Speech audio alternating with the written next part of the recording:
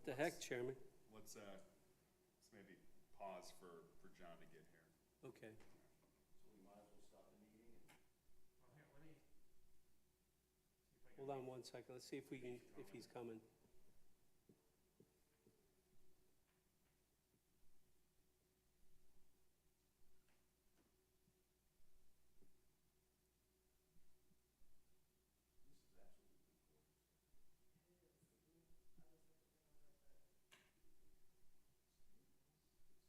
Do you have anyone back at the office that can shoot us over a copy? No. There's nobody in here today.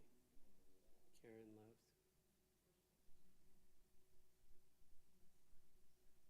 I don't have a laptop.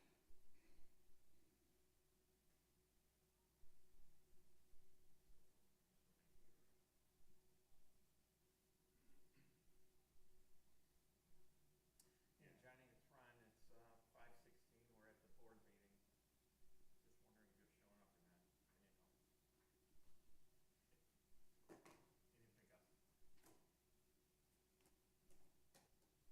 Wait till 20 after? Okay. We're gonna wait a few more minutes to get our fourth member here. If he's gonna show up, give him a chance. And then what happens if we only have 4 instead of 5 members? What we usually do is mention that to the people that you need to get 4 votes for approval. So that means everybody sitting here has to approve it. We're gonna give you the choice, either continue it or go with 4 instead of 5. But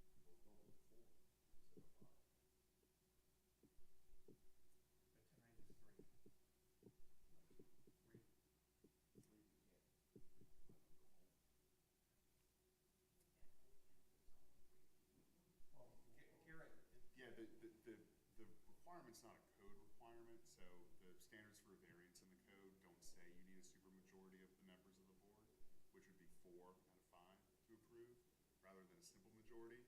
But it is in the board's rules. I do recall seeing it that to approve a special exception or variance, you need. It's not a state law or anything? No. Just the city's always done it that way? It's the rules of the board. So if the board wants to amend the rules, you can amend the rules, but it's not, not on the agenda to amend. well, can we approve this tonight or disapprove it if there's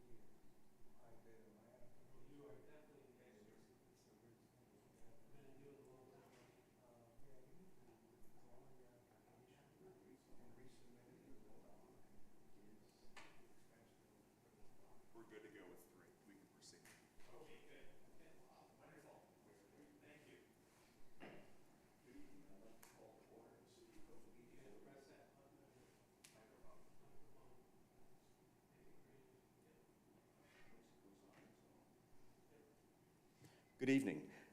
I'd like to call to order the City of Cocoa Beach Board of Adjustment meeting for July 16th, 2025. Is that very loud? No? Okay. Okay, can we all stand for the Pledge of Allegiance? I pledge allegiance to the flag of the United States of America and to the republic for which it stands, one nation, under God, indivisible, with liberty and justice for all.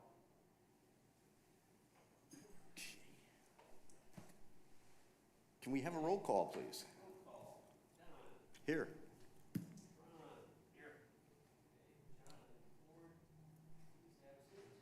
Michael and Rick are both excused absence. Carolyn? Here. Okay, we got any disclosures of conflict here?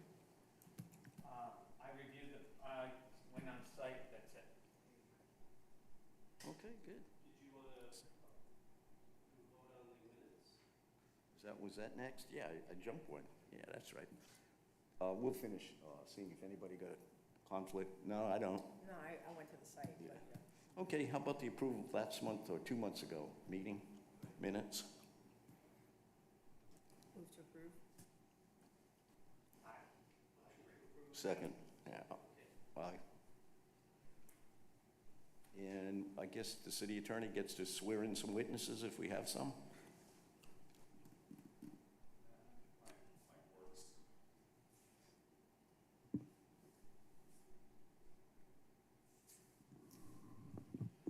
Yes, thank you, Mr. Chair. Sorry, I had to step out there. I had the city attorney calling me to add one more little tidbit to what we were talking about before the meeting.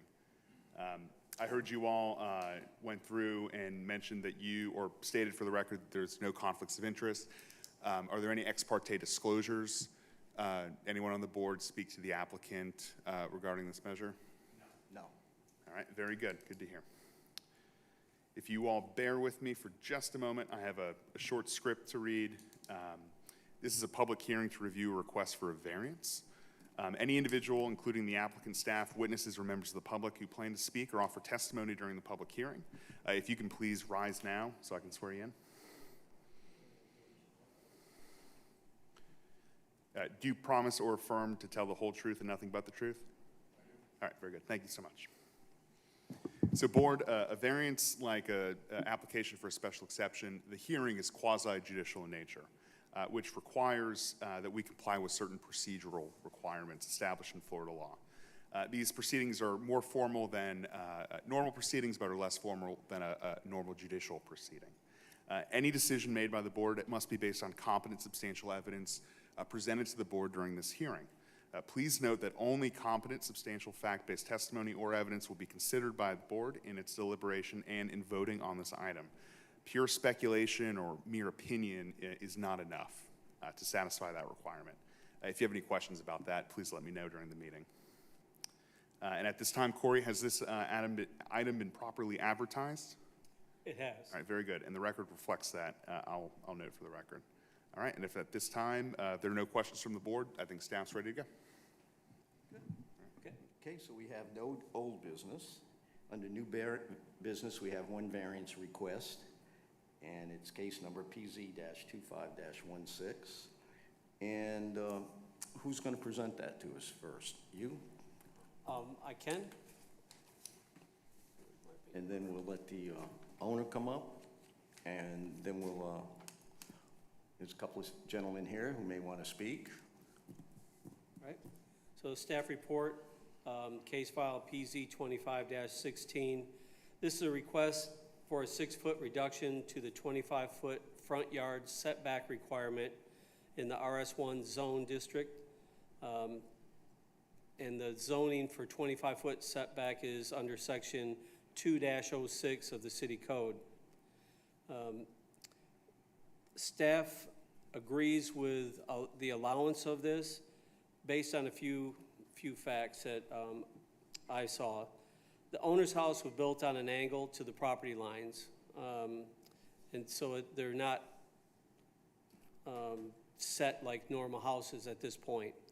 I see a minimal impact to the setback, a total of 56 square feet total with the addition that's been proposed. They would impact the setback by 6 feet at the largest point. This would help the face of the house stay consistently square.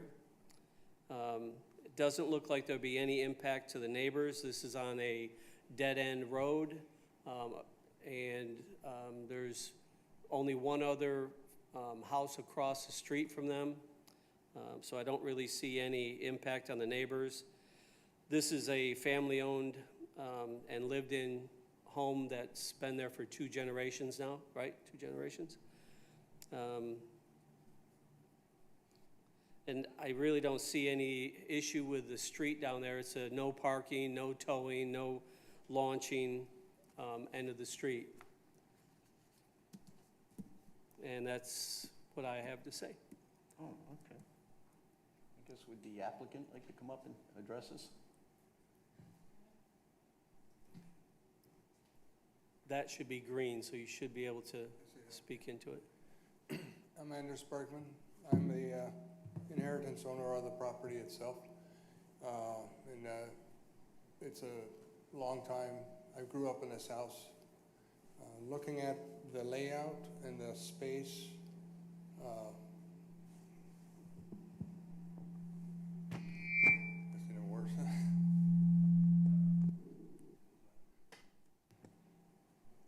Looking at the triangle there, it's a minor thing, but it actually impacts the usability of the house because of the master bathroom and closet are rather small.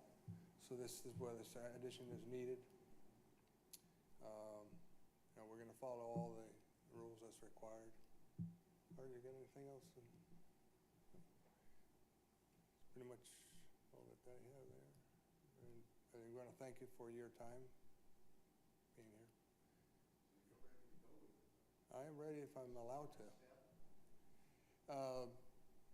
Almost there. It's pretty close, yeah.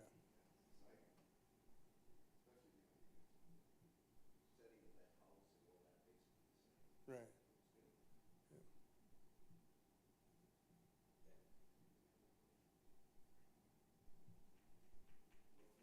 Okay, thank you.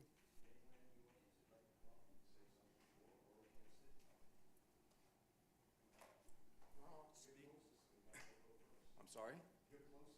Yeah. My name's Joel Rich, and I'm a resident of the neighborhood. I live on Valley Road, at the end of Valley and Nassau, next to where the Westfalls used to live. And I'm just here to understand. I saw these signs, and I'm not really sure, from a layman's standpoint, could you explain to me, this is in the front of the house, in the back of the house, the side of the house? Yes, this is part of the, this is part of the, oh, there you go. This is part of the front, and the addition there is off to the top right. So you're gonna just cut the corner here? Yeah, it's just gonna come into the front setback just a little bit. See how that's set up? Sure. And the property line follows the road, the dead-end road. So you see the house is kind of set on an angle.